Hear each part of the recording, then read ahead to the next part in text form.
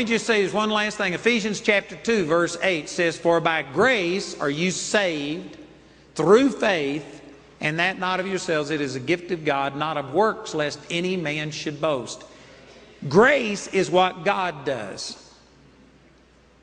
And grace is independent of you. It's not based on your performance. Matter of fact, all of the grace of God was manifested in Jesus. It says the law came by Moses, but grace and truth came by Jesus Christ in John chapter 1.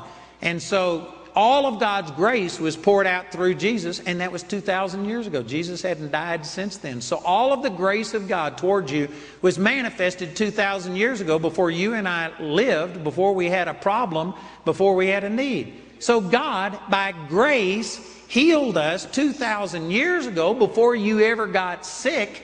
How could you possibly believe that this is tied to your goodness, to your holiness, to your performance? It was done. Well, somebody says, well, if it's done, well, then how come it's not done? How come I still have this pain? How come the doctors are still saying this? Because grace is God's part, faith is our part. And here is a huge misconception. And I've got an entire series on this, living in the balance of grace and faith. And most people believe faith is something you do to make God move. That's wrong. Faith only appropriates what God has already provided by grace. If God hasn't already provided it, then you can't make Him do it. If you understood this simple principle, and I hope somebody expounds on this week, but if you understand this principle, well, then it takes all of the struggle out of it, because it's already done.